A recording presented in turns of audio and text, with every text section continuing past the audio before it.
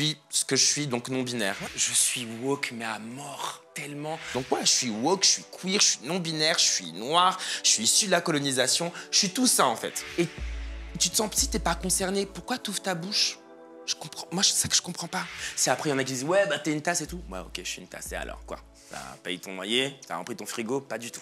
Je sais que c'est pas facile de faire du playback, mais je sais qu'au-delà de ça, voilà, elle se maquille et qu'il y a un travail et qu'elle danse, etc. Bref, pour moi, une drag queen qui va raconter un conte. Est-ce que du Oh fait wow, j'entends pas que tu posais question comme âge ça. intellectualisme, Oh, let it go!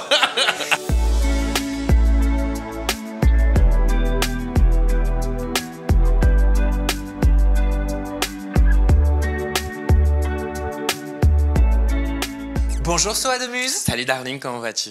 Ah bah hyper bien, parce que t'es en face de moi. J'ai fait un entre-deux, tu vois, je t'ai fait un truc un peu classe, un peu maquillé, parce que j'ai un show après. Donc, Bah oui, mais en plus, on se court après depuis quelques temps maintenant. c'est ça, mais on y est, c'est ça, c'est le destin. On y est, on peut enfin faire cette interview. C'est ça. C'est pour ça que je suis ravie, parce que vraiment, Ouais. je me réjouis à l'idée de partager cette interview en ta compagnie. Soa de Muse, tu es finaliste de la toute première édition de Drag Race France. On yes. se souvient, c'était la grande dame qui avait remporté la C'est première la édition. Paloma qui a gagné la première La édition. Paloma, c'est vrai, pardon. Non, mais it's okay.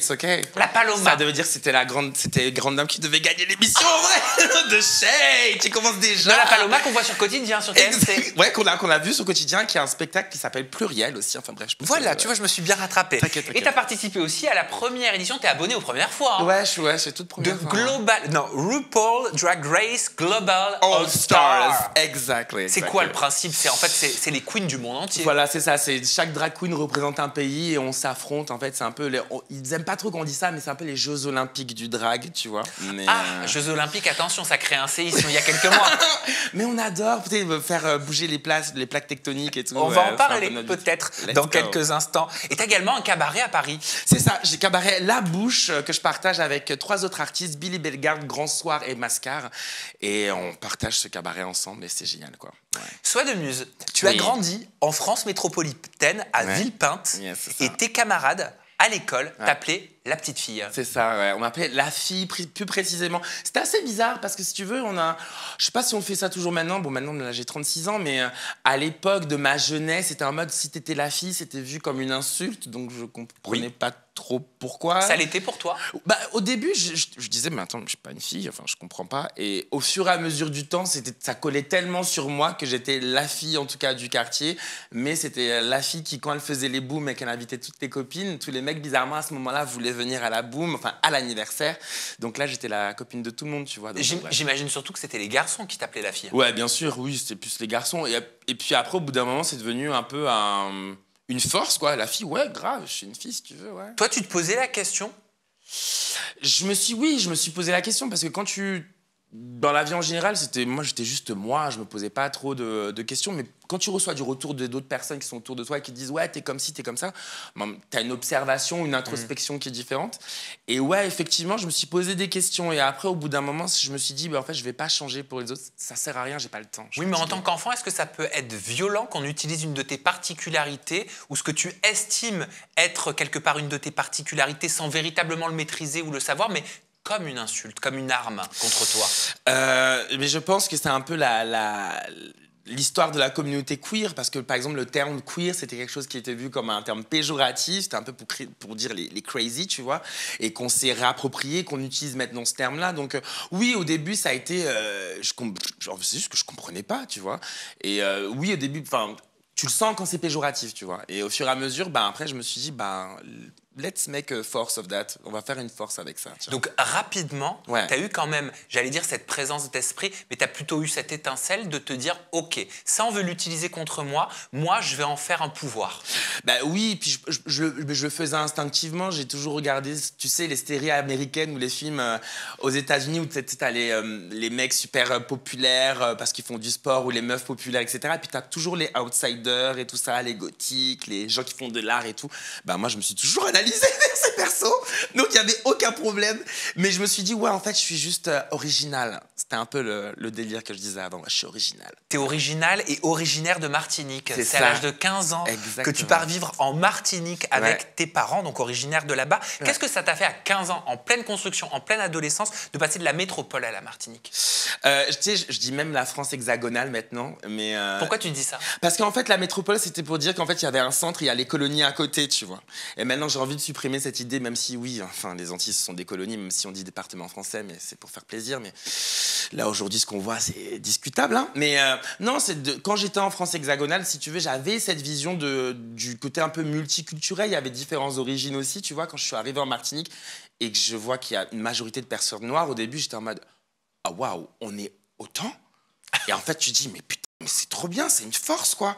Donc, il y a eu un peu le choc, il a été de me dire, en fait, oui, c'est à ce moment-là que j'ai encore plus réalisé que j'étais d'origine martiniquaise. C'est-à-dire qu'en fait, de la minorité, tu passes à la majorité. C'est ça, de la minorité, tu passes à la majorité. Et surtout, tu vois la puissance et l'histoire que la Martinique a. C'est extraordinaire, son histoire. En même temps, elle est triste, mais c'est aussi pour montrer à quel point le peuple martiniquais est un peuple battant et qui ne va rien lâcher, quoi qu'il arrive. Tu dis de cette période, mes parents m'ont autorisé à faire les activités que je voulais, mais ils étaient un peu obligés parce que je partais en dépression.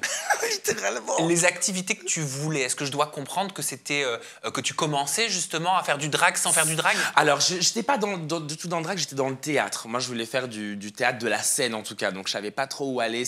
En vrai, je voulais tout faire, soit la danse, soit du chant, soit du... Enfin, bref. Et je suis tombé sur une compagnie de théâtre, une compagnie privée avec des acteurs pros et qui, si tu veux, recevaient des fois des sortes de stagiaires et tout. Et moi, je suis rentré un peu dans cette compagnie qui était la compagnie du Théâtre si je dis pas de bêtises, tenue par Yojoani Bedina, que j'embrasse d'ailleurs. Et je suis rentré à 16 ans dans une compagnie de pros et c'était ouf, quoi. Ouais, je suis rentré. Mais si tu veux, ouais, effectivement, c'était un peu compliqué. Je suis arrivé en Martinique, j'étais gothique, je le précise. Quand t'arrives, t'es gothique en Martinique, ma gueule. On te le fait comprendre, on te dit, toi, c'est quoi ton style, là? Enfin, tu fais quoi? Et en fait, j'étais en train de dire, mais non, mais ça, c'est moi. Donc, j'étais, en sortant, justement, tu sors d'un endroit où on t'appelle la fille, etc. Donc, tu dis, ouais, je vais être original. Donc, je suis passé dans différents styles. Je suis devenu gothique ensuite. Et j'arrive en Martinique dans mon style gothique. Là, c'est à ce moment-là, je me suis dit, en fait, je vais vraiment pas changer. Je vais vraiment assumer qui je suis, quoi. Parce que ça n'a pas trop changé. Le harcèlement, entre guillemets, il était un peu le même aussi en Martinique. Mais c'est très fort, c'est très courageux, peut-être, ou très dangereux pour certains. Parce que t'as pas choisi la facilité, t'as pas choisi de rentrer dans le moule, en fait. En fait, si tu veux, je pense que j'ai essayé de rentrer dans le moule, mais même le moule, il me disait non. Si tu veux, je voulais rentrer dans le moule, même le moule, il voulait pas. Donc, au bout d'un moment, tu te dis, bon, ouais, c'est bon, allez, je vais créer mon propre moule, en fait, qui est unique, et j'espère, et qui m'appartient, ça, c'est sûr. Ouais. T'expliques qu'en arrivant en Martinique, t'as été projeté dans un nouvel environnement globalement très hostile à l'homosexualité ou toute autre transgression à l'hétéronormativité. C'est ce que tu dis, alors que t'étais en pleine construction de ton identité sociale, sexuelle et de genre. C'est quoi l'hétéronormativité? L'hétéronormativité, c'est j'aurais dit un imaginaire. C'est comment on doit être viril ou comment on doit être féminin, etc. Donc, si t'es un homme, donc t'es né avec un sexe masculin entre les jambes, donc tu dois fonctionner comme ça, etc. C'est pour contrôler un peu plus les groupes. Ça nous permet de rentrer dans une case, dans un moule. Et je pense que c'est un peu un mythe, quoi, l'hétéronormativité, en fait. C'est juste... C'est ta sexualité, t'en fais ce que tu veux, tu vois. Enfin, ça appartient à personne. Mais on essaye de suivre un peu un chemin. Donc, si t'es trop comme ça ou t'es trop efféminé, c'est pas bien et tout. Non, en fait, faut que tu sois comme t'as envie d'être. Et j'emmerde un peu, justement, cette vision un peu hétéronormative.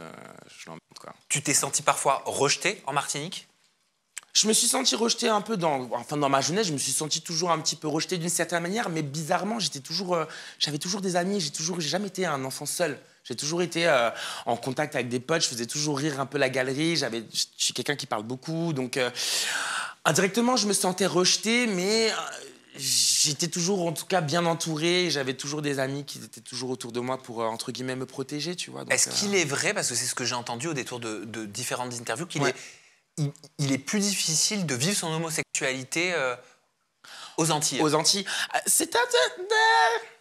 bizarrement, moi, c'est là où j'ai découvert je savais que j'étais attiré par les mecs, mais c'est là où, du coup, mon effervescence seule s'est développée. Donc après, je dis pas que c'est la bête, mais en tout cas, moi, perso, c'est là où j'ai tout découvert. Donc oui, il y a un peu cette vision d'homophobie, mais en même temps, tu as le carnaval où là, justement, ben, tout est renversé, on n'en parle pas trop. Enfin, tu sais plus qui est quoi. C'est un peu un secret polichinelle. Puis après, tu as le carême. Donc du coup, tout le monde se calme, en fait. Tu vois, mais ça n'a pas trop de sens, donc je me dis oui, c'est un peu le mythe qu'on essaye de laisser autour de la Martinique pour pas peut-être qu'ils ont peur qu'ils soient devenir trop gay-friendly, mais en fait on est friendly et ça c'est notre histoire quoi. Puis ce serait un peu bizarre de reproduire un peu ce que nous on a, la discrimination que la Martinique ou que les Martiniquais ont subi par rapport à l'esclavage, vont reproduire ça en fait avec une autre communauté. Ce serait un peu le syndrome de Stockholm un peu bizarre, donc je laisse de l'espoir à ma communauté martiniquaise et de me dire qu'on doit marcher ensemble parce que c'est le plus important je crois. Concernant ton esthétique drague, tu dis que c'est un clin d'œil à la communauté antillaise qui est un peu invisibilisée et un cri de guerre pour dire que maintenant, on est là. Ouais, de ouf, on est là, ben on est ultra invisibilisé si tu veux. Enfin, vas-y, donne-moi des personnalités d'origine d'outre-mer. Ok, allez, vas-y. Harry Roselmack, peut-être Jacob dans la cage aux folles, on savait pas trop. Vincent McDoom, mais bon, ça c'est un autre sujet, I don't want to talk about him. Pourquoi tu veux pas parler de lui? Ah, parce qu'il fait pas partie de ma communauté, moi je suis partie de la communauté alphabet, comme il dit, donc... C'est quoi la communauté alphabet? Bah je sais pas, il faut lui demander. En fait, moi je dis communauté LGBTQIA+, mais lui il a du mal à dire ça, il dit la communauté alphabet. Oui, parce qu'il n'aime pas le fait de s'apparenter à la communauté LGBTQIA+. Oui, je suis pas trop dedans, j'ai été dedans, etc. En fait, moi, bizarrement, ça a été la première personne noire... enfin queer que je vois à la télévision qui du coup je me dis ah oui il y a un peu une histoire du possible quand pourquoi il t'a inspiré à l'époque? Inspiré non, mais en tout cas je me dis waouh c'est cool de voir ça. C'était un peu une speakerine en plus sur Paris Première, il présentait la météo, après il a fait cette télé-réalité et tant mieux pour lui, mais de revenir là depuis quelques temps et d'aller un peu du côté obscur de la force pour nous taper sur le dos, c'est pas très cute quoi, ça me fait de la peine un peu je pense, ouais. Tu dis, on doit donner la possibilité à la communauté LGBTQIA+, artistes et autres ayant fui la Martinique de revenir sur le territoire. Bien sûr. Qu'est-ce que ça veut dire? Parce qu'en fait, si tu veux, quand tu es là-bas, tu vas te dire, en fait, rien n'est possible. Enfin, c'est ce que tu as comme imaginaire. Tu te dis, en fait, c'est pas là que je vais pouvoir m'exprimer et être qui je suis. Donc, je suis obligé de partir en France hexagonale parce que c'est là où ça va être meilleur. Mais en fait, non, c'est... dans tes racines aussi que tu dois justement grandir et donner la possibilité aussi à la jeunesse de se dire en fait tu peux être comme ça aussi, tu peux être qui tu as envie d'être. Il n'y a pas de dictat où tu dois marcher comme ci, marcher comme ça, ou s'il y a un dictat comme ça, ça s'appelle de l'aliénation pour moi et c'est un autre sujet tu vois. Donc du coup on doit retourner un peu en arrière, discuter de la colonisation, discuter de tout ça parce que c'est aussi relié à tout ça. Donc non, moi ce que j'essaie de dire aujourd'hui c'est que c'est possible d'être qui t'as envie et surtout que maintenant la Martinique elle a beaucoup changé, la communauté queer en Martinique elle se bat, elle est présente. Je pense justement à Cap Caraïbes, c'est une association là-bas qui essaye de faire des vrais trucs là-bas. Ils ont ouvert le premier centre LGBT d'outre-mer, je précise d'outre-mer hein. Donc ils essayent de se battre et franchement respect quoi. Donc oui je me dis qu'il y a encore de l'espoir et il y en aura toujours, tant qu'on est là il y aura de l'espoir, ça c'est sûr. Comment tu crées Soa de Muse? Comment elle naît Soa de Muse? Waouh, Soa de Muse elle est née je pense on va dire en regardant le film de Virginie Despentes, Les Jolies Choses, avec Marion Cotillard, Stomy Bugsy. Je sais pas si tu as vu ce film-là. Non, je le connais pas celui-là. C'est un bon, ça, je sais pas si c'est un vieux film, hein, mais c'était la première fois où moi je voyais un film un peu rock'n'roll et tout ça. Et je pense que il y a eu un peu une sorte d'assimilation où justement j'ai créé un peu une entité qui est Soa de Muse, si tu veux. Mais Soa de Muse, c'est un peu, elle est intemporelle, elle n'est pas forcément genrée, elle est un peu métamorphe, on va dire ça comme ça. Comment il commence le drag? Comment il commence ton drag? À quel moment tu peux te dire, tu te regardes dans un miroir et tu te dis, je suis une drag? Je pense que mon... je vais me faire taper sur les doigts, mais je le dis franchement, je pense que mon drag, il a commencé quand j'ai fait Drag Race. Moi, à la base, je suis créature de cabaret. Moi, je viens du milieu du cabaret. Et bien sûr que dans l'histoire du cabaret français, il y a une branche qui se relie au drag et à la vision un peu... tu as travaillé chez Madame Arthur. Voilà, que j'ai travaillé chez Madame Arthur, où tu as une vision un peu... Enfin, pas américaine, mais quand on va penser au drag queen, on va penser aussi à RuPaul. Mais on a une histoire, nous, du drag français qui est totalement différente, en fait, du drag américain ou international. Nous, notre drague, il vient du cabaret et surtout aussi des boîtes de nuit, du Queen, avec justement les chanteuses, les drag queens de chanteuses qui chantaient Let Me Be a Drag Queen, etc. On est venu, mais c'est le drag, les Sister Sisters. Voilà, merci, les Sister Sisters qui sont venus, mais dans les années 90, avant, on avait le transformisme, on avait les travestis, on avait justement le cabaret où toutes ces créatures se réunissaient pour représenter quelque chose de différent. Mais concrètement, c'est quoi la différence entre une créature de cabaret et une drag queen? Une créature de cabaret, en fait, elle vient du cabaret. La drag queen, si tu veux, aujourd'hui, quand tu vas dire drag queen, il y a beaucoup d'idées comme si tu tags. Il y en a certains qui vont dire « Ah, j'ai regardé Drag Race, je vais me lancer dans le drag. » Mais je pense qu'il y a peut-être une connaissance un peu plus historique qui est importante à avoir. Et je pense que moi, en tant que créature de cabaret, je me suis pas direct entraîné à faire du lip-sync. Le lip-sync, il est venu à moi parce que j'aime ça. Mais moi, à la base, je chante, je fais de l'effeuillage, je faisais du burlesque avant, tu vois. Donc, ouais, allez, on va dire que pour moi, le drag, c'est une assiette vide où tu peux mettre un peu plein de skills dedans, tu vois. Moi, créature de cabaret, il y avait déjà certains skills que tu devais avoir par rapport au cabaret, qui sont le chant, la compréhension de la scène, la performativité, qui m'ont permis ensuite de prétendre à dire que je suis une drag queen aujourd'hui, quoi. Et tu te définis comme non-binaire. Ouais. Ni homme, ni femme, juste universel. Est-ce que ça. c'est ton être qui se définit comme ça, de cette manière-là, ou est-ce que c'est Soa de Muse? Ah non, c'est mon être. Enfin, si tu veux, il y a Soa et Soa de Muse. On va dire que je peux pas me séparer de l'un de l'autre. Tu vois, il y en a qui disent oui, Soa de Muse, c'est ma version super-héroïne. Oui. Pas du tout. Moi, c'est juste une suite logique. Si je pouvais être maquillée comme ça tous les jours, franchement, je l'aurais fait. C'est juste que j'ai la flemme de me bastonner avec des mecs qui me cassent les couilles. Mais sinon, pour moi, c'est une suite logique, si tu veux. On va dire ça comme ça. Ouais. Non-binaire, ni homme, ni femme. C'est ça. Explique-moi. Non-binaire, en fait, c'est un terme qui est venu, allez, quoi, si je dis pas, je vais me faire taper sur les doigts, je pense qu'il y a 10 ans à peu près. Il y a eu le terme aussi Yel qui est arrivé, donc je me suis dit, ah ok, parce qu'avant, j'avais pas de mots. Je disais juste que j'étais moi, ce que je suis. Et après, il y a ce terme non-binaire où on s'associe pas à un genre ou à un autre. On va dire que, ouais, moi, je suis un peu... À ce moment-là aussi, on peut dire gender fluide, mais non-binaire, ça permet de dire... Non, on va oublier un peu les cases masculines et féminines. On va dire, allez, je suis un melting pot de tout, je suis universel. Mais non-binaire, ça veut dire que tu nies être né homme, ou alors tu n'as juste pas envie, à cause du regard des autres et à cause de ce qu'on a pu tout te renvoyer dans la gueule depuis toute ton enfance, tu n'as justement pas envie de dire je suis un mec. En fait, c'est même pas ça. Je renie pas d'être né homme à la naissance. Je peux pas, même mes parents, tu vois, je peux pas mettre en cause. Non, je suis né comme je suis né. Maintenant, j'ai le recul aujourd'hui de me dire, en fait, c'est un genre où je m'y reconnais pas parce que surtout, on me rejette de ce genre-là et je vais pas prétendre que je suis une femme parce que justement oui. En fait, je suis juste moi et du coup en fait je suis un mélange de tout, donc on va dire que ça annule. Je suis ce que je suis, donc non binaire. Ouais, je comprends. Tu vois, tu l'utilises parce que ça t'est pointé contre toi une fois de plus. C'est ça. Même à l'âge adulte. Ouais. Mais tu dis on me refuse dans mon genre d'homme. Ouais. Je l'entends, je le comprends, je le connais ce sentiment-là. Mais on te refuse aussi quand tu dis non binaire. Une grande partie de la société te refuse parce qu'ils voient ça comme du progressisme, comme du wokisme. Comme du wokisme. J'ai envie de te dire quelque chose. Je suis woke, mais à mort, tellement. Parce qu'on utilise le terme woke comme si c'était... woke, ça veut dire t'es éveillé, t'as les yeux ouverts. C'est ce que ça veut dire, woke. Après, on va utiliser le terme, on va dire, ouais, les woke, etc., etc.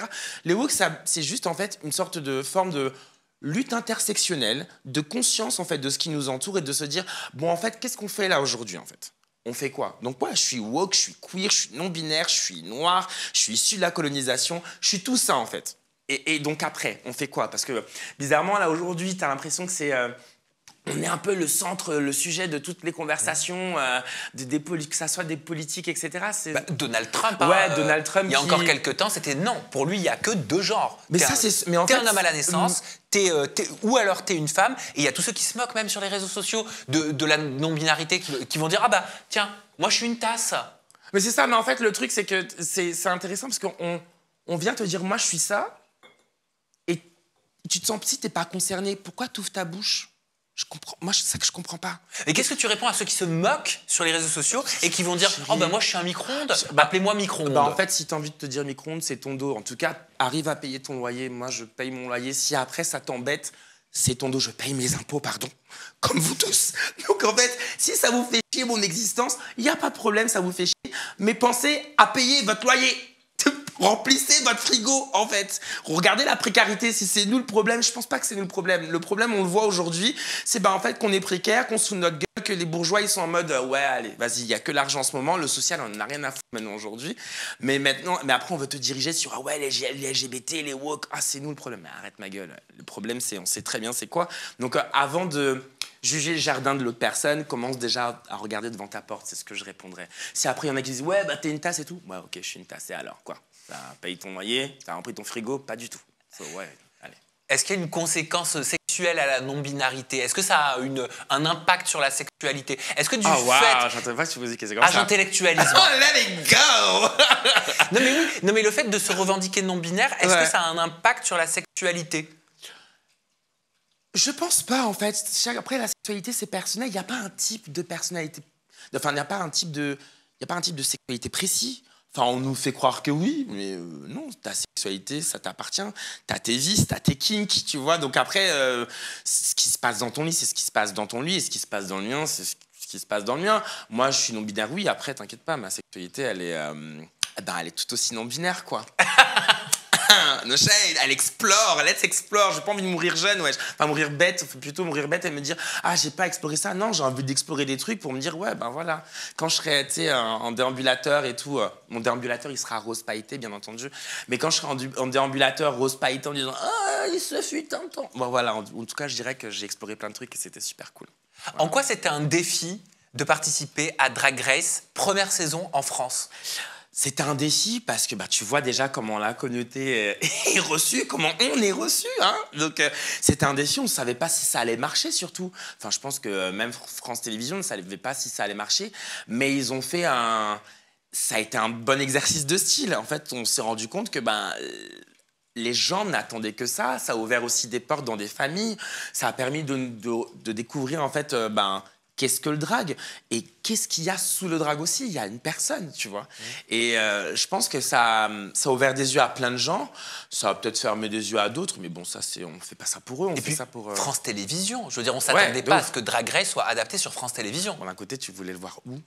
Tu voulais le voir sur quoi? Je me souviens, à l'époque, il y avait beaucoup de rumeurs sur W9, par exemple, sur le groupe M6. Oh, OK, well... Non, France Télévisions, c'est mieux en vrai. Non, ils ont bien joué. Pour moi, ils ont bien joué. Et puis, pour moi, c'est un peu la chaîne pour tout le monde, tu vois. Donc, ouais. Service public. C'est ça, service public. Donc, profitons de ce terme de service public pour que justement toutes les représentations soient là, quoi. J'ai reçu le député du Rassemblement national, Sébastien Chenu, qui s'est exprimé justement sur le fait que Drag Race France soit hébergé sur le service public. Et selon lui, le service public devrait avoir d'autres choses à faire, d'autres cas à traiter que de s'intéresser et de mettre en lumière des drag queens. Tout comme lui, il aurait d'autres chats et d'autres trucs à fouetter de parler de ça. Si on est là, on est là. Pourquoi tu veux revenir sur ça, en fait? T'as pas d'autre chose, il n'a pas autre chose à s'inquiéter que de parler de nous. Si on est là, en fait. Je comprends pas, moi, ce genre de commentaires que, oui, France Télévisions, il y a d'autres, justement, chaînes qui parlent de certains sujets. France Télévisions a décidé d'incorporer une émission d'entertainment, de joie, de bonheur aussi. On essaie d'avoir un message positif, d'uniformité, de marcher ensemble, d'existence aussi, de visibilité. Et lui, il veut remettre ça en cause et essayer encore de nous invisibiliser. C'est son dos. Mais je pense que justement, il aurait d'autres choses, d'autres chats à fouetter, je pense. Ouais. Il y a d'autres sujets plus importants que le Rassemblement national devrait se concentrer que sur la communauté LGBTQ+. Tu pourrais faire un tuto de drague avec lui? Non, j'ai pas envie. Non, je les laisse. En fait, c'est bien parfois, tu sais, de faire des distances. Qu'ils restent de leur côté. Comment ça se passe, les étapes de casting? Comment ça s'est passé pour toi? Comment tu accèdes à Drag Race? Quand même, tu le disais, en plus, tu te considérais comme créature de cabaret. Pour la première fois, tu es entouré quand même d'autres drags qui se revendiquent drag. Ça a dû être un sacré défi, un sacré challenge pour toi. Et tu es finaliste en plus. Ouais. Pour dire après, moi, je me suis... Bien sûr que j'avais pas l'étymologie de dire « Ah, je suis une drag queen, mais je suis créature de cabaret. » Donc, c'est-à-dire j'ai quand même quelques knowledge, quelques connaissances du drag. Donc, après, on est venu me chercher pour que je passe le casting. Enfin, moi, j'ai pas envoyé un tape pour dire « Ah, vas-y, j'ai envie de faire Drag Race. » Pas du tout. C'est qu'ils m'ont envoyé un message en me disant « Est-ce que tu serais intéressé pour passer le casting ?» À partir du moment où on te demande ça, est-ce que tu serais intéressé? Ça veut dire, pour moi, ça voulait dire on est intéressé. Donc, bien sûr, j'ai tenté. C'était une porte qui s'ouvrait. C'est comme ça que ma vie aussi artistique s'est produite. C'est que des portes qui sont ouvertes devant moi. Et bah ouais, j'ai tenté, et puis j'ai été pris, et puis j'allais pas lâcher. Enfin, d'un côté, après, les challenges qu'on me demandait de faire, c'est des trucs qui m'ont plu ou pas. Mais en fait, je suis juste artiste aussi. Moi, tu me donnes la scène, je me donne à fond dessus, tu vois. Même si vous êtes toutes extrêmement différentes, il y a une chose, une particularité qui vous relie toutes, c'est que vous avez, j'ai remarqué, hein, vous avez toutes des histoires de vie, des parcours particuliers, souvent violents, en lien avec le regard de l'autre, et du drame, vous passez au succès. Qu'est-ce qui explique ça? Qu'est-ce qui explique cette force mentale, cette résilience que vous avez? Alors, le drame, en fait, je pense que le drame, il est dans chacun de nous. Qu'on soit d'une communauté ou d'une autre, en fait, le drame, il est autour de nous. De toute façon, on revoit ce qui se passe aussi dans les médias. Le drame, il est présent. On est dans un drame, là, en ce moment. Mais je pense que nous, ce qu'on a et ce que les gens peut-être oublient parfois, c'est l'espoir. Oui, on a de l'espoir. Et c'est ce qui a été montré. C'est que, bien sûr, on passe du drame, peut-être dire qu'on passe du drame au succès, je sais pas. Je sais juste que c'était dans le destin aussi. Et c'est notre espoir et notre combativité qui nous a permis d'arriver jusque-là et qui nous permet de continuer, ce qui veut dire que c'est un message aussi pour ceux qui nous regardent en mode « ne lâchez rien ». Il y en a qui sont passés ici dans ce canapé et qui t'ont dit la même chose, de ne rien lâcher, de croire en ses rêves. Ouais, ça fait très édulcoré quand je dis comme ça, mais ouais, faut rien lâcher, ma gueule. Parce que sinon, enfin, après, ça donne justement l'opportunité à certaines personnes de dire « Ah, ils n'ont pas le droit d'être ci, d'être ça ». Non, en fait, faut rien lâcher. Si on est là, on est là. Je pense à Mami Wata, par exemple. C'était un moment qui était extrêmement touchant, auquel on a assisté, nous, en tant que téléspectateurs, et vous aussi certainement, où elle confiait, et il faut avoir beaucoup de courage certainement pour faire ce qu'elle a fait, elle confiait qu'elle était persuadée depuis très longtemps d'être une femme trans. Oui, c'est ça, mais en fait, c'est aussi, elle a parlé justement de son ressenti. C'est que là, on arrive dans un sort d'endroit, un cocon safe, où on peut parler de notre mal, de nos questions. Enfin, après, elles sont exposées après aux autres, mais oui, on se sent assez safe pour parler aussi de nos ressentis. Et bien sûr, il y a des ressentis qui sont violents. Et ça fait un peu partie de l'histoire de la communauté LGBTQIA+, quand on en a pris plein la gueule. Mais on a pris plein la gueule, mais on a toujours été debout. Il y a eu Marsha P. Johnson, il y a eu Act Up à Paris. Enfin, c'est notre histoire. Notre histoire, c'est bien sûr, on va en prendre plein la tronche, mais on sera toujours debout et on ne lâchera rien. Et ça, j'ai juste envie que ce soit bien précis, parce j'ai l'impression qu'on oublie parfois. Vous allez pouvoir nous en foutre plein la tronche, hein, mais on ne va jamais rien lâcher, on sera debout. Il y a une génération qui arrive encore après. Ça va aller, ça va bien se passer. Comment tu accèdes à RuPaul Drag Race Global All Stars? I don't know. Non, en plus, ils m'ont appelé. C'est juste qu'ils m'ont appelé. Please, explain it. Because you speak in English. Let's be bilingual. Ouais, je me sens un peu comme je suis la drag Van Damme. How to make entertainment in English when you are French? Je ne sais pas. En fait, concrètement, je reçois un message sur WhatsApp où je reçois un message en anglais. Hey, hello, Soa, how are you? Je fais, t'es qui toi, frère? Who are you? Et après, la personne m'envoie limite son nom, son prénom, production, wow, présente et tout. Et puis là, t'es 3h du matin, je pense que j'étais chez moi, j'appelle, je pense que toi tu dormais déjà, c'est mon agent qui est pas loin. Je l'appelle, personne répond, et je vais voir mon collègue, je lui dis, hey, il y a Wow Présent qui m'appelle, c'est chaud. J'en suis sûr, c'est pour quelque chose. C'est la boîte de prod. Ouais, c'est la boîte de prod de Drag Race, de RuPaul Drag Race, et après ça allait super vite, quoi. Mais je sentais, il me disait, oui, non, c'est parce qu'on veut juste on veut juste reprendre tous les noms de tous ceux qui ont fait Drag Race et tout ça. Ouais, ma gueule, non. Si tu viens m'appeler comme ça, c'est qu'il y a un truc qui cloche. Mais tu parles anglais? T'as vu, j'ai regardé beaucoup de séries, je brode. Je donne de l'anglais. Tu vois, je parle un peu anglais vite fait, c'est un truc de la parce culture. Parce que c'est un challenge supplémentaire. Déjà que la compétition est élevée, là en plus vous êtes des queens du monde entier en compétition et en plus dans une langue qui n'est pas ta langue maternelle. C'est ça, mais je me dis, tu sais quoi, je me dis, c'est pas ma langue maternelle, mais je suis des Antilles. Donc je suis de partout et de nulle part en même temps. Donc là, ce sera ma langue. Il y a quoi? Voilà. Avec du recul, comment t'expliques que tu es arrivé 9e sur ce Global All Stars alors que tu arrives finaliste de la saison France? Ok, you want to go there. Je suis arrivé 9e, oui, mais après, j'ai été quand même lip sync assassine. J'ai gagné les 2 prix. Il y a 3 prix. Tu as la gagnante, et après, tu as lip sync assassine et la Miss Peacemaker, c'est celle qui apporte l'amour, la joie, la bonne copine et tout. Et ben, t'as eu une gagnante et moi, j'ai raflé les 2 autres prix. Pourtant, j'avais été éliminé 9e. Donc, ça prouve que oui, bon, ben, je rentrais pas dans le cadre de l'émission, peut-être, pas assez, ou peut-être qu'ils avaient assez vu avec moi, tu vois. Mais après, il faut juste donner la scène. Peut-être que je rentre pas dans le cadre de Drag Race, je suis pas kikiki, kakaka comme ils auraient voulu que je sois, ou pas assez Paris, la France, parce que je pense la grande dame. Voilà, ils voulaient peut-être quelque chose de très fashion. La grande dame, she's fashion, she's everything and I love you. Moi, je suis pas fashion, ma gueule. Je suis fashion, mais t'es pas le fashion qu'on s'attend dans version internationale. Donc, j'étais une fashion de Saint-Denis. Peut-être qu'ils connaissent pas Sani, donc je n'étais pas assez Emily in Paris pour eux. Mais en tout cas, je suis resté égal à moi-même et j'ai prouvé que, ouais, même si t'es éliminé 9e, ça veut rien dire. Bien sûr. En tout cas, ce qui veut dire, c'est une déclaration que tu as faite sur RuPaul. Tu as dit, moi, je ne voulais pas être pote avec RuPaul, je voulais juste qu'elle signe mon chèque. Ben ouais. J'en avais rien à faire qu'on soit copine. Bah non, mais c'est... Mais là, t'es là. Il n'y en avait rien à faire qu'on soit copine. J'incarne, moi aussi. Je te vois dedans et tout.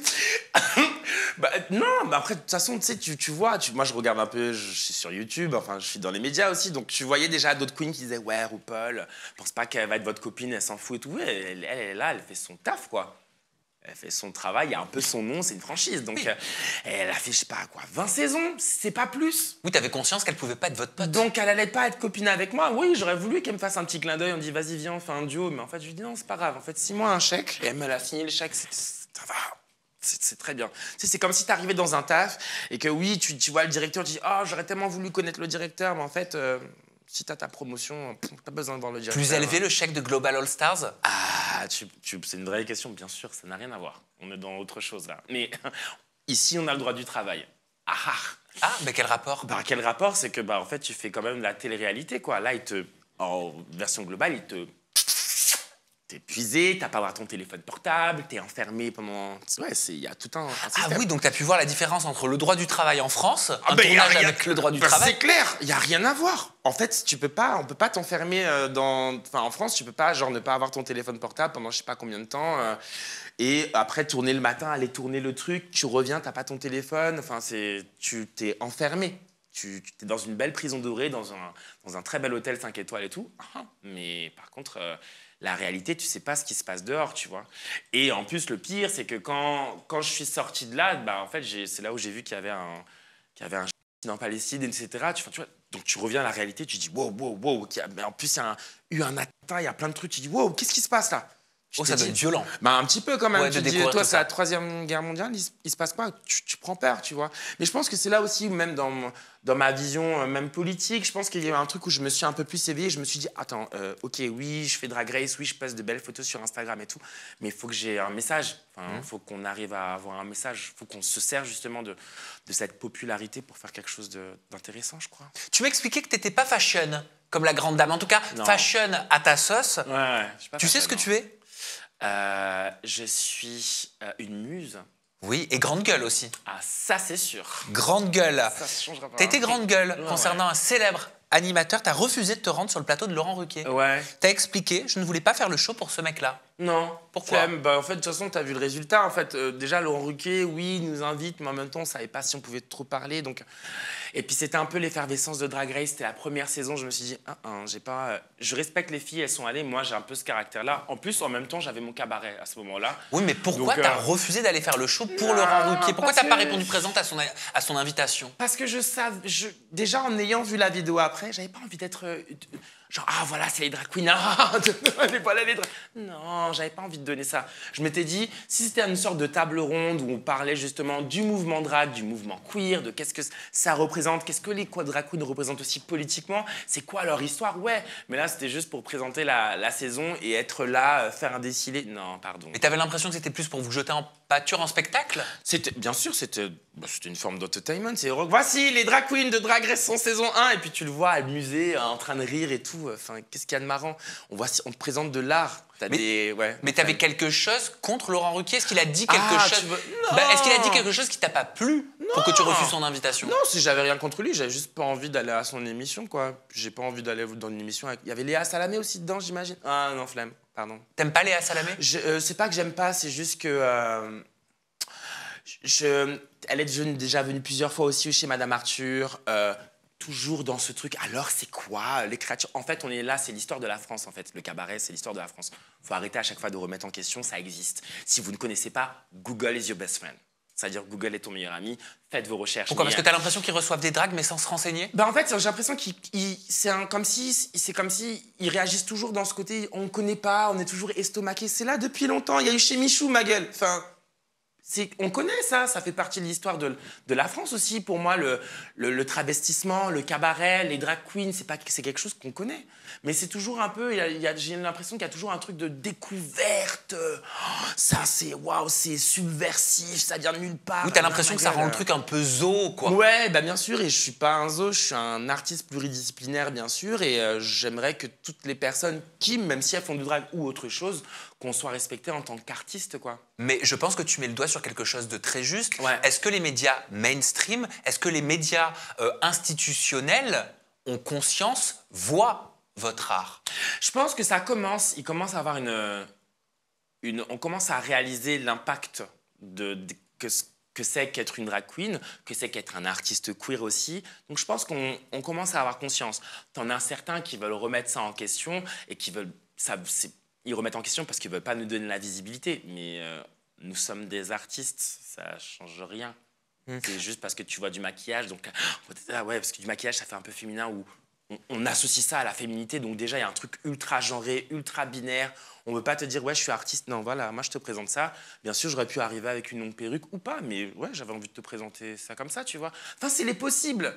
Je suis artiste. Tu sais, t'en as un qui est venu la dernière fois qui t'a dit « Ouais, moi je suis artiste, c'est ça, c'est mon image, mais en dehors de ça, je suis une autre personne. » Tu vas le dire? Non, non, moi je vais pas le dire. Mais Léa Salamé, elle était venue chez Madame Arthur, ouais. Elle est déjà venue 2 fois, si je dis pas de bêtises, ouais. Pour interviewer, pour découvrir en fait que c'est que le monde des créatures et du cabaret.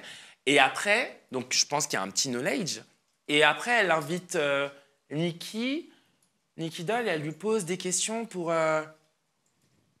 J'ai pas trop compris où elle voulait en venir, comme si elle voulait la décontenancer. Et respect pour Nikki, parce que Nikki, elle a été en mode... elle a répondu, enfin, elle s'est pas laissée décontenancer, mais ça... On parlait pas de son art, hein, de qu'est-ce que ça veut dire qu'être une drag queen, c'est quoi? C'est quel knowledge? C'est extraordinaire. C'est vraiment pour moi une assiette vide où tu incorpores plein d'art dedans. C'est un truc de ouf. Tu peux faire tout ce que tu veux avec le drag, en fait. Enfin, tout ce que tu veux. J'exagère, mais artistiquement, tu as des possibilités énormes. Et on parle pas de ça. Donc, c'est ce qu'on essaie de faire. Avant que je te parle justement, Soa de Muse, de la politisation de ton drag, j'aimerais te montrer un extrait vidéo. On va commencer par un extrait vidéo qui correspond peut-être au discours que tu es en train d'avoir. Il s'agit d'un ancien candidat à la recherche de la nouvelle star qui s'appelle Bruno Monroe, qui s'est indigné notamment dans un premier temps auprès du média Valeurs Actuelles VA+, de la scène, de ce qui serait la scène aux Jeux Olympiques auxquels ont participé énormément de drag queens. On va commencer avec ce premier extrait, regarde. Vas-y. Moi, je suis un homme avec des valeurs conservatrices. Je suis catholique, je vais à l'église, je n'ai rien d'une drag queen. Mon look est lié exclusivement à mon art. Donc, mon look, ce n'est pas du drag, c'est un look artistique. À titre personnel, même pour Halloween, j'ai jamais mis une mini-jupe ou une robe, jamais j'ai porté de talons aiguilles.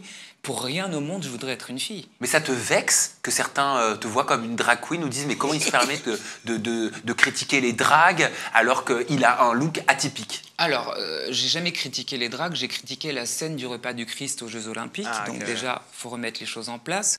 Ouais. Parlons-en justement dans un premier temps de la scène du repas du Christ selon Bruno Monroe et selon plein d'autres personnes. Ouais. Voilà. Déjà une réaction à son discours? Déjà, je sais pas si c'était la scène, c'était pas la scène de Dionysos, un dieu grec, un truc comme ça. Enfin, moi, je pense que la base c'était ça. Il y en a certains qui ont assimilé ça à la scène du Christ et tout ça. Oui, bon, ok. En vrai, je comprends pas. Moi, j'ai envie de poser une question à Bruno. Est-ce que ça va, mon cœur? Genre, parce que t'es choqué. Heureusement que tu n'avais pas de problème avec nous, mais c'est notre existence. Nous faisons partie de la France. On propose justement divers tableaux. Il y a eu plein de tableaux. Hein. On n'a pas parlé de la Marie-Antoinette tête coupée, avec justement un discours. Il y avait un chant révolutionnaire derrière, ultra fort que moi j'ai adoré aussi.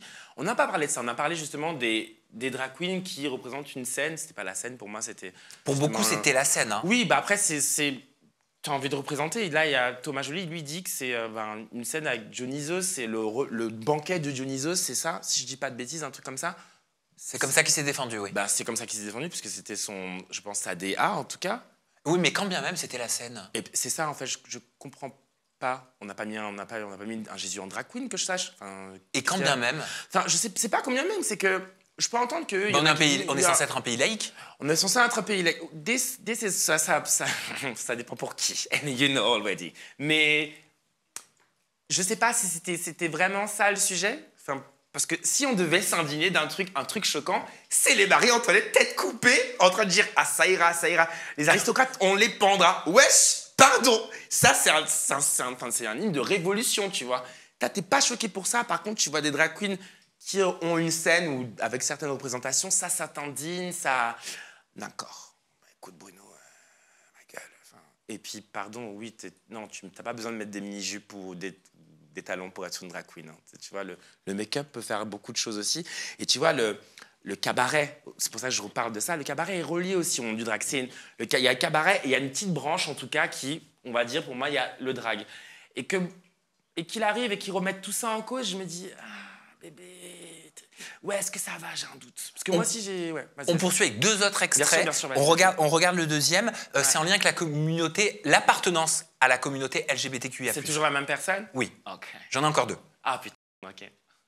Mais moi, je te trouve très incohérent. Bah, mais dis-moi aussi. Parce que moi, je vois voilà, je vois le cliché gay d'extrême gauche qui va me dire oui, mais c'est pas normal, c'est pas normal. Mais si, c'est normal d'avoir des opinions différentes. En fait, tu critiques les drag queens à la cérémonie d'ouverture des JO. Non, mais si, tu dis que c'est satanique. On y revient. Tu dis que c'est satanique. Non. Mais tu ressembles à une drag queen, Bruno. Mais je prends pas mal. Mais je prends pas mal. Encore une fois, je vais t'expliquer quelque chose. Si je voulais être masculin, je viendrais avec une lingette et je serais masculin. Tu vois ce que je veux dire? Je me démaquillerais, point barre à la ligne. Mon look est lié à mon métier. Je suis un artiste. Mais alors pourquoi critiquer ceux qui sont aussi des artistes? Parce que moi, je suis pas drag queen. En fait, c'est pour ça que je pose la question, est-ce que ça va, Bruno? Parce qu'il mélange tout. Il n'y a pas de sens. Il n'y a aucun sens dans ce qu'il dit. Il dit, je suis pas cliché, je suis un artiste, donc c'est pour ça que je suis comme ça. Qui a dit qu'un artiste, il doit être comme ça? Qui a dit qu'un artiste doit être maquillé? Qui a dit ça? Tu as plusieurs types d'artistiques aussi. Enfin, je sais pas, ça veut dire quoi? Donc, t'es artiste, tu dois avoir une représentation? Non, tu viens comme tu veux. Hein. Il n'y a pas écrit sur genre, je sais pas, une vérité générale qui dit t'es artiste, donc tu dois te présenter comme ça, etc. Ils mélangent tout. Et le problème, c'est que, en fait, les téléspectateurs qui vont regarder ça vont peut-être aussi écouter ce qu'il dit. Mais le pire, c'est qu'il dit des conneries. Parce qu'il n'y a aucun fondement, il mélange tout. En même temps, ça me fatigue, c'est chiant. Parce que c'était une personne qui représentait aussi quelque chose aussi à son époque, à la Nouvelle Star. Enfin, pardon, maintenant, tu te délocalises du truc. Tu dis, moi, c'est limite, tu n'appartiens pas à cette communauté, tu ne te sens pas représenté. Mais quand on était en train de te vanner quand tu avais fait la Nouvelle Star, qu'on se foutait de ta gueule et tout, peut-être qu'il n'y avait pas les médias autant aujourd'hui, mais tu en as pris plein la tronche. Ça, tu oublies. Et du coup, tu as un syndrome de Stockholm.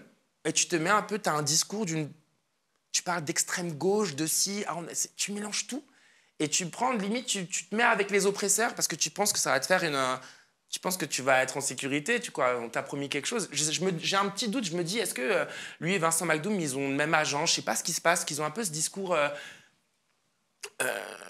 d'extrême droite, quoi. Et enfin, dernier extrait, et peut-être que ça permettra de lever le voile sur un gros fantasme et un argument qui est mis en avant, mais qui, je pense, est une fake news. Ok, vas-y. Mais tu vois, les drag queens qui viennent raconter des contes aux enfants, aux écoles. Encore une fois, je n'ai rien contre les drag queens, je ne crache pas sur leur travail, etc. Je sais que c'est beaucoup de travail, je sais qu'elles ont du talent, je sais que c'est pas facile de faire du playback, mais je sais qu'au-delà de ça, voilà, elles se maquillent et qu'il y a un travail et qu'elles dansent, etc. Bref, pour moi, une drag queen qui va raconter un conte à des enfants dans l'école publique, ça va avoir un impact sur leur future sexualité, j'en suis persuadée. Alors, ça n'engage que moi, c'est pas scientifique et peut-être que je me trompe, mais moi j'en suis sûre que quand ils vont être grands, ils vont se rappeler de la drag queen qui est venue à l'école, leur raconter des histoires de je sais pas quoi, et je pense que dans l'inconscient du gamin ou de la gamine, ça va jouer. Alors, moi j'ai juste une petite question. Du coup, lui là, quand il était plus jeune, c'est une drag queen qui lui a raconté une histoire? Parce que j'ai l'impression qu'il a été un peu influencé. Non, il explique que quand il a regardé La Petite Sirène, il était tombé amoureux du prince Eric. Ah, il a regardé la petite sirène. Parce qu'il n'est pas un peu fan aussi. Et d'Ariel aussi. Ouais, il n'est pas un peu fan de Peter Pan, Michael Jackson. Il n'y a pas un mix autour de ça. C'est pas ces personnalités-là qui l'ont inspiré à avoir ce look-là aujourd'hui. Ça n'a aucun sens. C'est comme si tu disais, tu mettais Minnie, Mickey Mouse, je sais pas, une princesse qui raconte une histoire. Enfin, on essaye juste de raconter une histoire. Après, si vous pensez que ça va influencer, ça influence qui? Non, mais d'autant qu'aucune drag queen n'a raconté des histoires d'éducation sexuelle dans des écoles. Mais moi, je raconte des histoires aussi pour les enfants. Je raconte une histoire que je conseille à tout le monde de Jessica Love qui s'appelle Juliane est une sirène. C'est, on va dire, on ne sait pas trop le genre de l'enfant, mais on va dire c'est un enfant qui rêve d'être une sirène et il part avec sa grand-mère et il ou elle imagine en fait comment il va devenir une sirène, il imagine les poissons, etc., etc. Et c'est tout. Et bien ça, c'est dangereux comme discours pour beaucoup. Tu l'entends? Ils ne veulent pas que leurs enfants entendent ça. Que quoi? Que tu peux devenir une sirène? Ah bah merde! Bah cette métaphore. Bah, quelle métaphore? Bah c'est une métaphore un petit peu comme l'allégorie de la caverne, mais version genre. Ah non! Attends, doucement! Non, attends, stop, hold on. C'est juste un enfant qui rêve de nager sous l'eau, donc en fait on va partir de la mythologie et qui rêve d'être une sirène. Si après l'esprit dit ah oui c'est une allégorie, ça c'est votre dos. On raconte juste.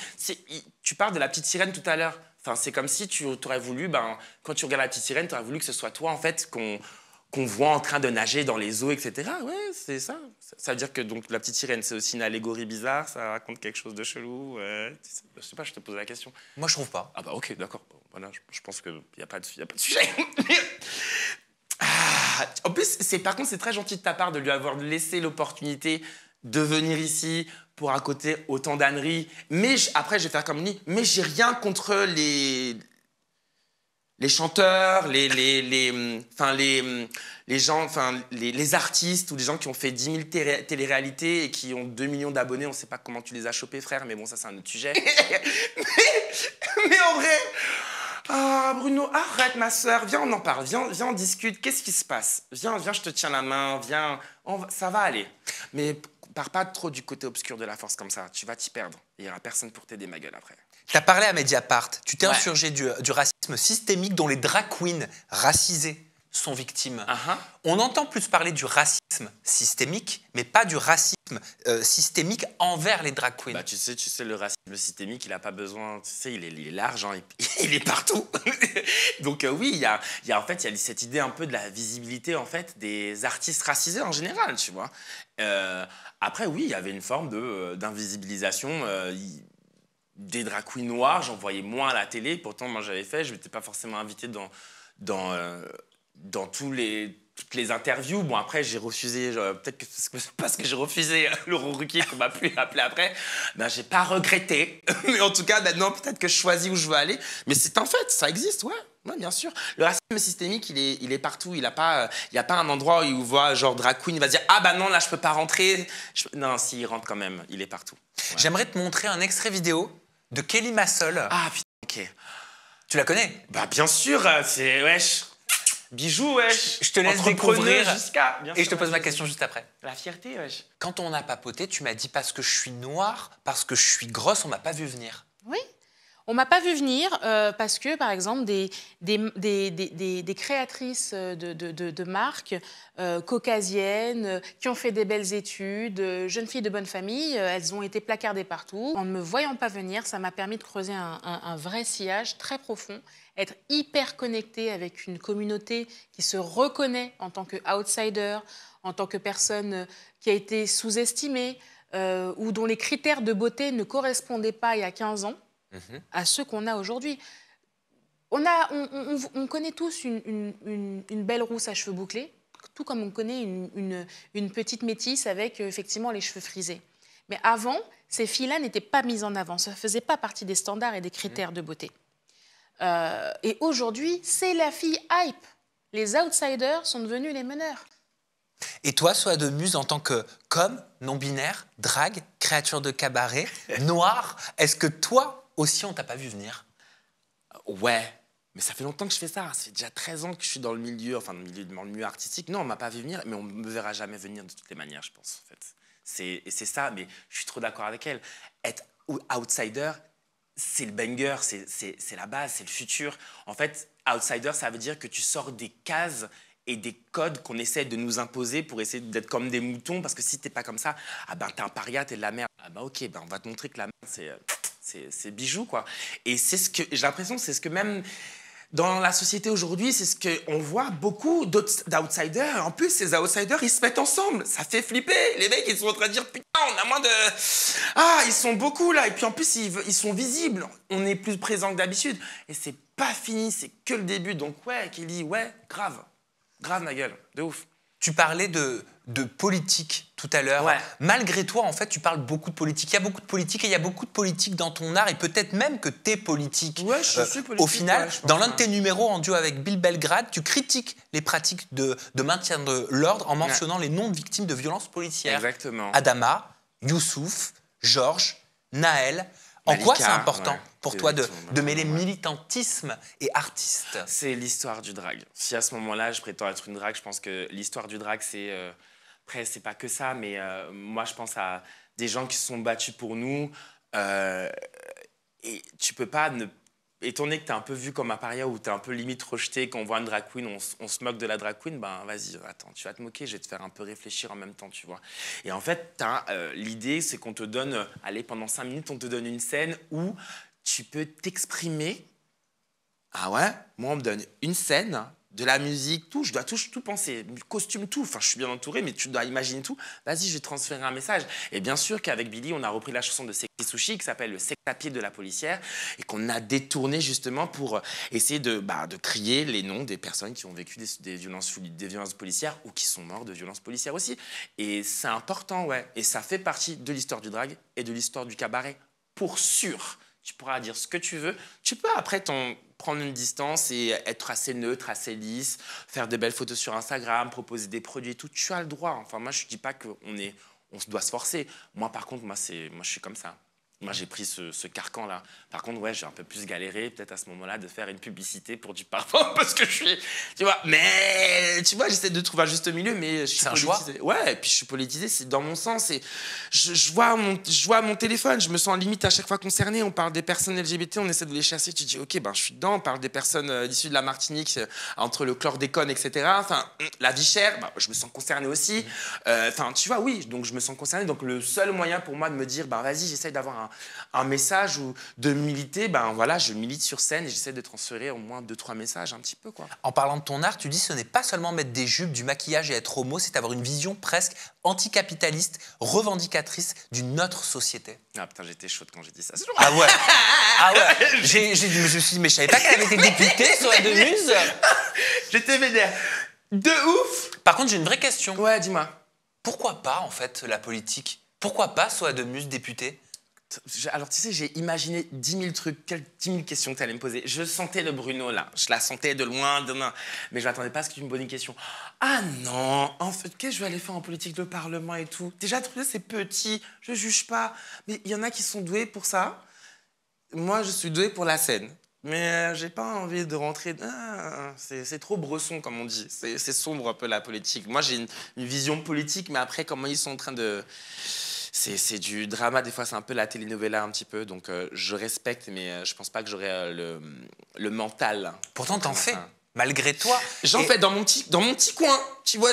Je parle de ce que Marlène je connais. Schiappa, à l'époque, ministre de l'égalité homme-femme, a fait appel à toi pour la journée de la femme le 8 mars 2021. T'as été une Marianne, tu faisais partie des 109 Marianne. J'étais partie des 109 Marianne. Ben, en fait, pour moi, c'est un peu l'idée du cheval de Troie, tu vois. T'as Marlène Schiappa qui t'appelle et qui dit, ouais, est-ce que ça te fait... T'as envie de faire partie des 109 Marianne? Je me dis, moi? Vas-y, si on me propose, vas-y, je vais mettre ma gueule dedans, en fait. Pour dire que, ouais, c'est ça. C'est qu'on existe. Donc après, elle se servit de ça ou pas, tu vois, mais en vrai, j'étais fier de... Genre pinkwashing peut-être? Pinkwashing, that's for her. Moi, en tout cas, ça, c'est pour elle. Moi, en tout cas, j'étais là et j'ai mis ma place et j'ai juste dit, en fait, regardez, viens, on prend la place. Tu nous offres, même si après, ils ont leur intérêt dans tout ça. Hein. Ils ont leur vision, ils se disent, vas-y, on va inviter celle-là. C'est bon, peut-être qu'ils se sont dit ça, mais en tout cas, moi, ça me faisait très plaisir d'avoir 2-3 messages et me dire, ouais, en fait, t'as une personne issue de la colonisation, en plus non-binaire et noire, ça fait beaucoup, et qui fait partie des 109 Marianne. Ouais, c'est ça, être une Marianne aussi. Il y a quoi? C'est ça. J'ai l'impression que tu réalises quand même beaucoup de rêves auxquels tu t'attendais pas. Marianne, je suis pas sûr qu'un jour tu l'avais mis sur ta to-do list. Déjà, j'étais en mode, son vieux bonnet phrygien, là. Pardon, je vais aller faire quoi avec ça? Mais en fait, non, mais c'est l'idée du possible. C'est exactement ça. Mais je pense que j'ai un peu les pieds sur terre aussi. Je suis pas en mode, ouais, moi j'ai fait ça et tout. Il y a plein de trucs que j'ai fait que je parle pas parce que ça a été un instant de ma vie, c'est une opportunité. Donc moi, je le vois comme ça et je me dis, vas-y, c'est une opportunité, je le fais. Et il y a peut-être des trucs que voilà, mais j'essaie de me donner à fond. Donc oui, c'était cool de faire ça, tu vois. Mais en vrai, j'avais déjà oublié depuis. Hein. C'est toi qui m'as rappelé ça, parce que je suis en mode, ouais. C'est quoi la suite pour toi? Comment tu vas nous surprendre à nouveau? C'est pas fini. Je sais pas. Je vais être partout. Non, mais quand je dis je vais être partout, c'est juste que je me dis, tu sais, c'est Kiddy Smile qui dit ça. Que j'embrasse d'ailleurs, qui dit être queer, c'est être aussi avoir une conscience politique et être visible. Donc j'estime qu'on n'a pas fini de me voir parce que c'est ça être queer et c'est ça être conscient. Donc je vais être là encore et encore, quoi. Tant que c'est pas réglé de toute façon. Donc wesh, faut que je sois là. Il y en a peut-être après qui vont prendre la suite, mais pour l'instant je suis là. Sois de Muse, on peut venir t'applaudir dans ton propre cabaret. Oui, le cabaret Paris, La Bouche. Qui s'appelle La Bouche. Alors c'est où combien faut qu'on paye pour pouvoir voir ce spectacle? Qu'est-ce que tu proposes? Alors le cabaret, en fait, on part dans un cabaret qui est un cabaret queer, donc on privilégie les personnes issues de la communauté LGBTQIA+. C'est chez vous, c'est votre espace safe. Oui, il y en a qui vont dire « Ah, c'est du communautarisme ». Ouais, ben voilà, oui, ok. Là, on a fait un lieu qu'on privilégie justement des personnes qui sont chassées à chaque fois de tous les côtés. Ben là, on vous dit, vas-y, on a un petit lieu pour vous. Pour toutes les informations après, où ça se trouve, c'est sur Internet, vous tapez sur Instagram et tout. Ensuite, c'est un cabaret justement qui soulève des questions. On parle de la cause lesbienne, on parle aussi de la cause d'être une personne noire. Qu'est-ce que ça veut dire d'être une personne noire? Qu'est-ce que ça veut dire d'être lesbienne aujourd'hui? Ça veut dire quoi en fait? D'être qui on est et de rayonner pour ce qu'on est surtout. En fait, ce cabaret, le cabaret La Bouche, on est là pour vous faire partir en vacances de vous-même. Parfois, par contre, les vacances, des fois, c'est pas, ça remue. Mais c'est des vacances, partir un peu de la société d'aujourd'hui, vous dire, on est dans un lieu safe et on vous fait voyager un petit peu. C'est pas mal. C'est pas mal du tout. Le cabaret Michou, historique, il était à vendre. Ouais. C'est Gad Elmaleh qui l'a racheté pour faire du stand-up. T'aurais pu faire un coup de folie et te dire, tiens, je suis intéressé, je vais le reprendre, le cabaret chez Michou. Ouais, il va faire du stand-up dessus. Je pensais qu'il allait faire un remake de... Il y avait un truc avec Chouchou, je me suis dit, non, faire un truc. C'est des spectacles de stand-up. Des spectacles de stand-up. Well, j'espère que les fantômes, en tout cas, de Michou seront là pour que ça soit dans l'énergie de Michou, hein, Gad? Au moins, tiens ça.